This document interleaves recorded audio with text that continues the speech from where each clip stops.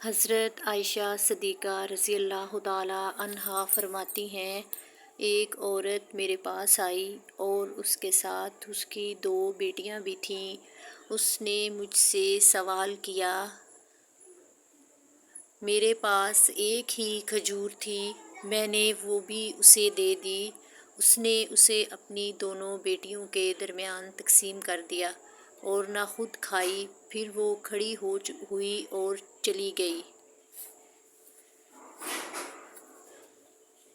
نبی صلی اللہ علیہ وآلہ وسلم میرے پاس تشریف لائے تو میں نے آپ سے اس کا تذکرہ کیا تو آپ صلی اللہ علیہ وآلہ وسلم نے فرمایا،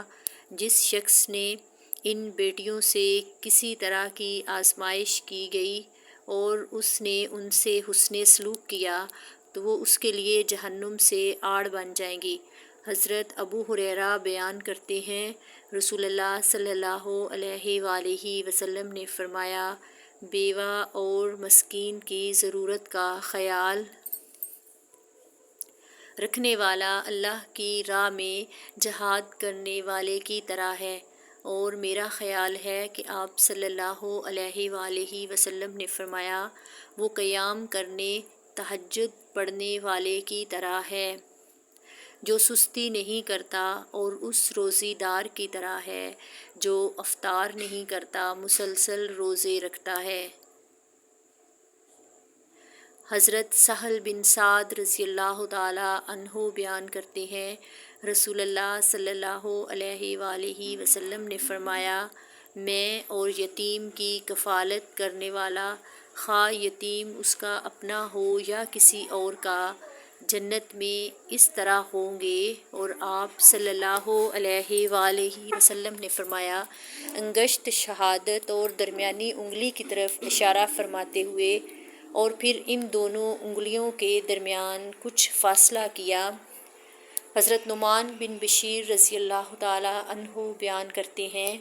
نبی کریم صلی اللہ علیہ وآلہ وسلم نے فرمایا، آپ مومنوں کو باہم رحمت مہربانی کے لیے باہم محبت اور معاونت کرنے میں ایک جسم کی مانند پائیں گے۔ جب کوئی عضو تکلیف میں مبتلا ہو تو اس کی وجہ سے اس کا سارا جسم بخار میں مبتلا ہو جاتا ہے۔ حضرت انس رضی اللہ تعالیٰ عنہ بیان کرتے ہیں، رسول اللہ صلی اللہ علیہ وآلہ وسلم نے فرمایا، مسلمان مسلمان کا بھائی ہے، مسلمان بھائی کی مدد کرو، اور ظالم ہو یا ظلم کرتا ہے۔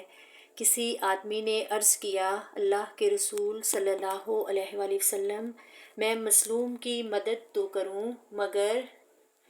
لیکن ظالم کی مدد کیسے کروں؟ آپ صلی اللہ علیہ وآلہ وسلم نے فرمایا، تمہارا اسے ظلم سے روکنا یہی تمہارا اس کی مدد کرنا بھی ہے۔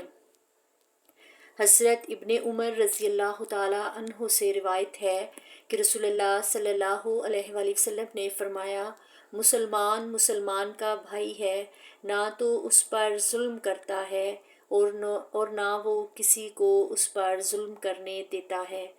جو شخص اپنے بھائی کی حاجت پوری کرنے میں لگا ہو،